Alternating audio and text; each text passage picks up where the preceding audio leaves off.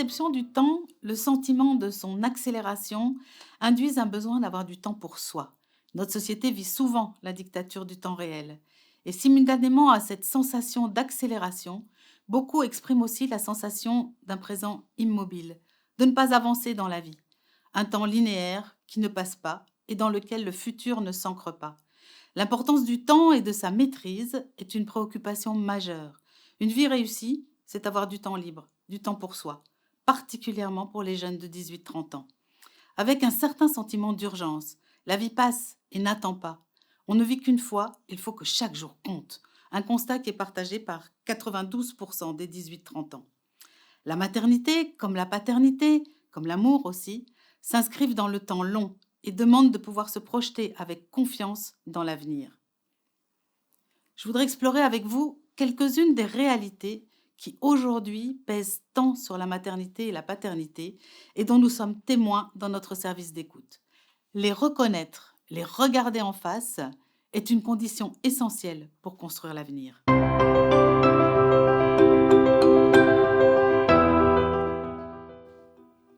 Notre société est traversée par un sentiment profond de vulnérabilité sociale.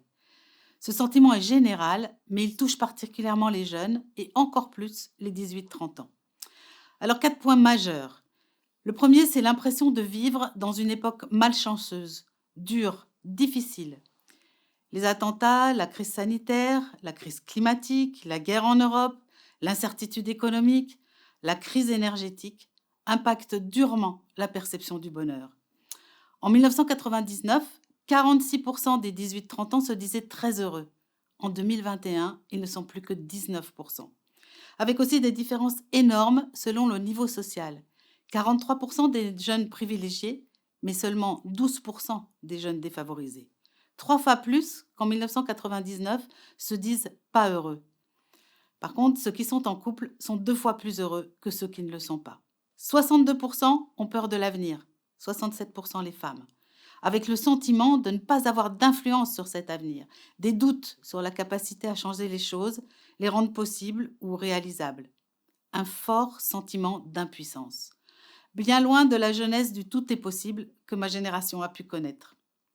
En 1999, 82% des 18-30 ans déclaraient qu'il était nécessaire d'avoir un idéal pour vivre, et ils sont 2 fois moins en 2021. Le deuxième point, c'est la vulnérabilité financière. Le contexte économique est largement perçu comme anxiogène. 85% des Français sont inquiets pour leur pouvoir d'achat. Ils étaient 71% en 2021. Et cela impacte fortement la capacité de se projeter, de s'engager dans l'avenir, de décider d'avoir un enfant. 42% des femmes qui ont accouché en 2021 vivent une inquiétude financière. 10% n'y arrivent pas ou difficilement. Un quart sont au chômage ou touchent le RSA. Les familles monoparentales, qui représentent un quart des familles françaises aujourd'hui, sont les plus pauvres. Et les femmes aux revenus les plus faibles ont plus souvent recours à l'IVG. La probabilité pour elles de vivre un avortement dans l'année est supérieure de 40% à celle des femmes qui ont un niveau de vie médian. Ce sentiment de vulnérabilité financière, il est largement vécu par les personnes qui s'adressent à nous. Nous rêvons d'avoir un enfant depuis longtemps, et si les conditions économiques et professionnelles avaient été différentes, la question ne se serait pas posée.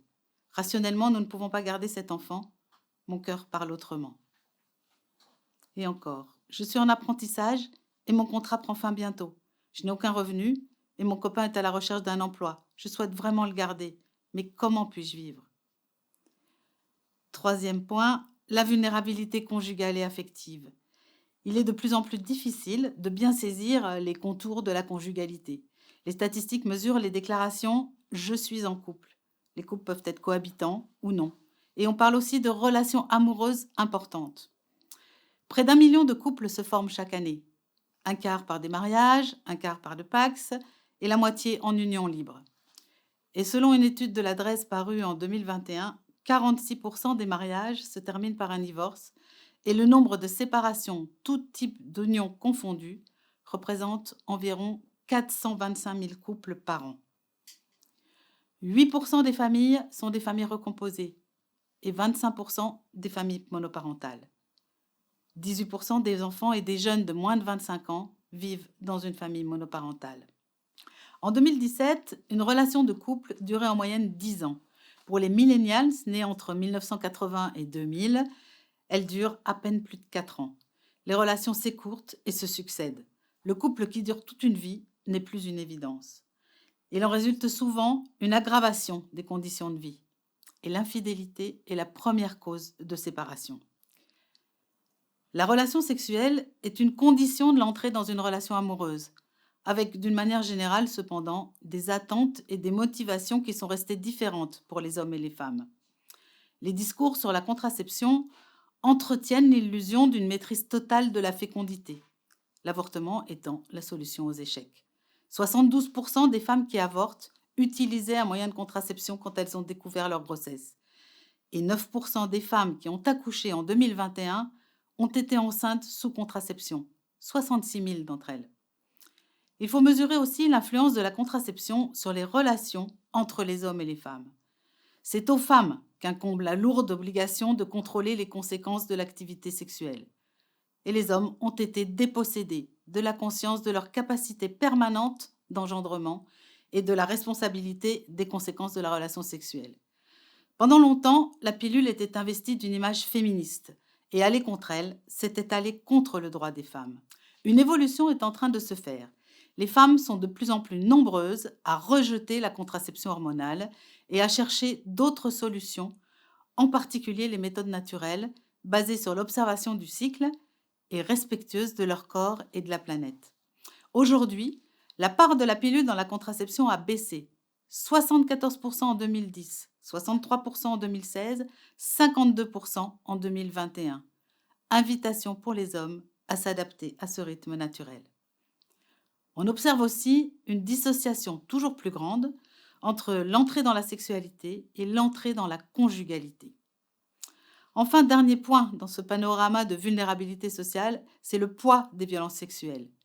Des violences qui visent principalement les femmes. Le mouvement MeToo a été un détonateur de révélation pour dénoncer des actes graves de prédation sexuelle. Et les chiffres sont impressionnants. Une femme sur 26 violée au moins une fois au cours de sa vie. Une femme sur 7 agressée sexuellement au moins une fois. Et toutes les 6 minutes, une femme est victime de viol ou de tentative de viol. 94 000 femmes par an. Sans parler des actes de pédocriminalité qui visent les jeunes garçons. Tous ces actes abîment. Ils blessent profondément, durablement, et ils contribuent au sentiment de vulnérabilité qui habite notre société. Leur dévoilement nécessaire s'accompagne aussi d'une radicalisation des discours féministes anti-hommes. Les pouvoirs publics se sont engagés dans la lutte contre les violences avec tout un dispositif pour écouter, accompagner, mettre à l'abri les femmes qui en ont besoin. Et depuis le premier confinement, un numéro spécial a aussi été ouvert pour les auteurs des violences. L'exposition à la pornographie est un vrai sujet de préoccupation pour les pouvoirs publics, même si les choses n'avancent pas très vite dans ce domaine. 50% des jeunes qui ont vu un film porno considèrent que c'est la sexualité normale des adultes.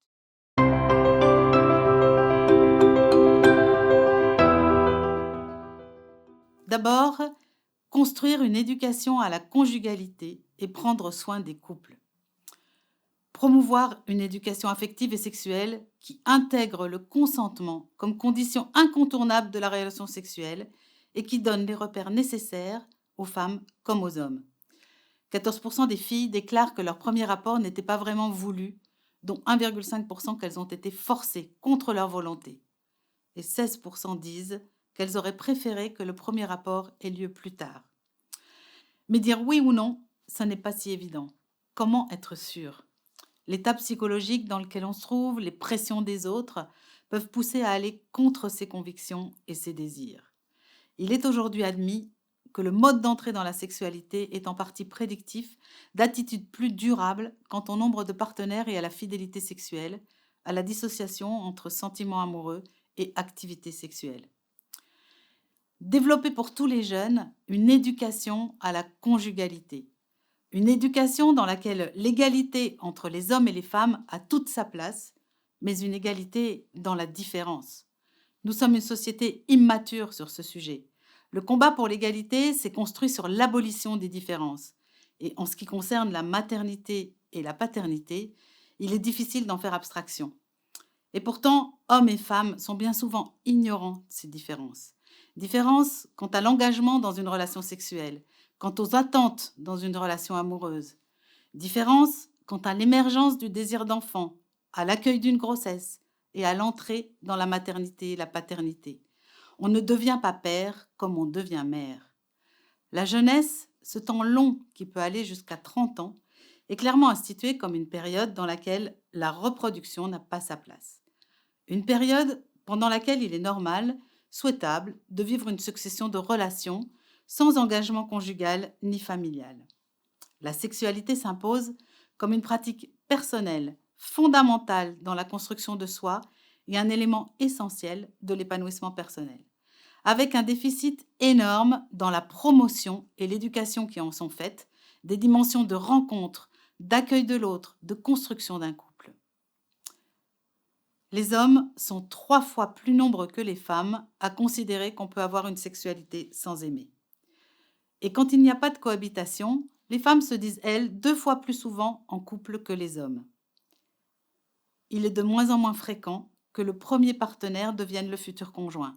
C'est le cas pour seulement une femme sur 5 et un homme sur 10 né après 1981. La construction du couple n'échappe pas à l'individualisation qui marque notre société. L'accomplissement personnel est une préoccupation de plus en plus présente. La dimension réalisatrice individuelle est aussi une condition du couple. Le je occupe une place importante à côté du nous.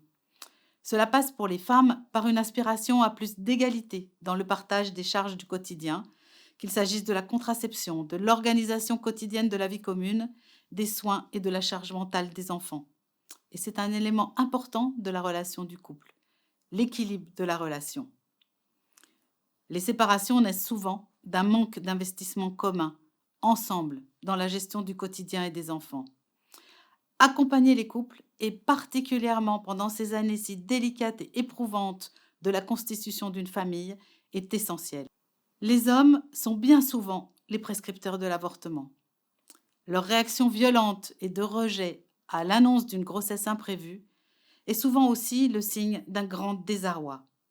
Avec la contraception prise en charge par les femmes, ils ont complètement perdu de vue le lien entre une relation sexuelle et la possibilité d'une grossesse, d'un enfant. La relation peut créer la vie. Beaucoup ne l'ont pas envisagé. Les garçons, les hommes, ne sont pas préparés. Deuxième piste.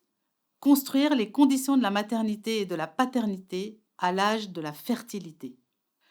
Le temps de la jeunesse est souvent marqué par une déconnexion entre sexualité et conjugalité, déconnectée de la réalité de la fertilité des femmes. Mais on observe qu'il est bien difficile de poursuivre une grossesse, de devenir parent quand on est étudiant par exemple. Faire un enfant pendant les études jeunes avec un compagnon récent, ce n'est pas idéal. Mon entourage n'est pas soutenant, mais plutôt jugeant. Malgré eux, je sens bien qu'ils ne font pas exprès et que cela manifeste juste de l'inquiétude. Mais moi aussi, je suis inquiète. Et malgré tout, c'est à moi de rassurer les autres sur mon avenir. J'ai peur d'être jugée, de ne pas réussir à finir mes études et à assumer cet enfant. Mon conjoint est étudiant également. Nous n'avons comme ressources que nos bourses et des petits boulots. On panique, vu notre situation d'étudiant. On sait que l'avortement nous marquera à vie. Bref, c'est dur. Les femmes de 20 à 29 ans sont les plus concernées par l'avortement. Alors que le taux moyen est de 15,5 pour 1000, il est de 25 pour 1000 pour les 20-24 ans, plus de 27 pour 1000, presque le double pour les 25-29 ans. Et les étudiantes représentent plus d'un quart des femmes qui ont interrompu pour la première fois une grossesse. 85% des grossesses imprévues qui arrivent pendant les études se terminent par un avortement. L'avortement peut être un signe, mais il est aussi un facteur de fragilité et de séparation des couples. Soutenir la parentalité étudiante et les jeunes couples d'étudiants est une urgence, à la fois par un soutien financier, des bourses spéciales parents, un RSA couple étudiant, et par un accès au logement et à des modes de garde adaptés.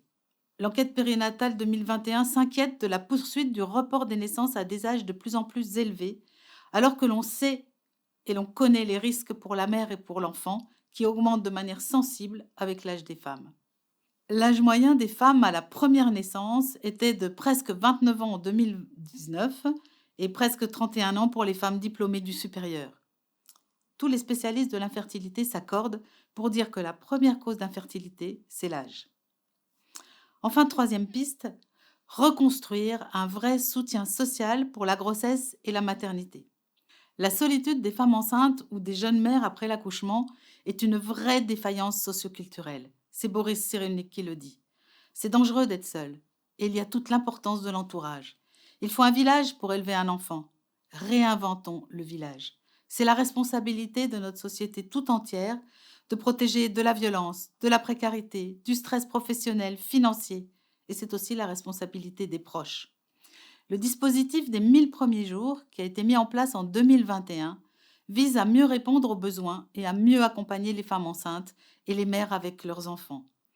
Prise de conscience que les femmes enceintes doivent se sentir soutenues et en sécurité. Le rôle du père est important. Quand les pères sont présents, les mères sont sécurisées. Et c'est tout le sens de l'allongement du congé paternité. Le vécu de la grossesse peut être difficile. 13% des femmes qui ont accouché en 2021 se sont senties plutôt mal psychologiquement pendant leur grossesse, 10% en 2016. Pour 15% d'entre elles, c'était une période difficile à vivre, avec un sentiment de solitude marqué pour 28%, une fatigue intense pour 73%. Près de 10% n'ont eu aucun soutien de leur entourage. Alors soutenir les femmes dans ce temps particulier de vulnérabilité, que sont la grossesse et les premiers temps de la maternité et de la vie avec un tout petit, apparaît particulièrement nécessaire. Pour différentes raisons, l'entourage familial ne remplit plus ce rôle. Il faut aujourd'hui inventer de nouvelles modalités pour répondre aux besoins, en particulier aux besoins de lien. Alors oui, il faut construire, insuffler confiance et espérance. C'est grâce à l'expérience de l'amour que chacun peut accéder à la confiance en soi. Prendre en compte ce sentiment de vulnérabilité qui touche tant de nos contemporains, et particulièrement les jeunes, et faire émerger des nouvelles solidarités, plus proches, plus intimes, pour sortir de l'isolement et relier. Répondre aux besoins vitaux de sécurité financière. Développer l'éducation affective plus que l'éducation sexuelle et lui associer une véritable éducation à la conjugalité. Accompagner les couples, accompagner les hommes, les prendre en compte, donner aux jeunes parents les moyens de devenir parents, créer les conditions d'un vrai soutien pour les femmes enceintes et les jeunes familles.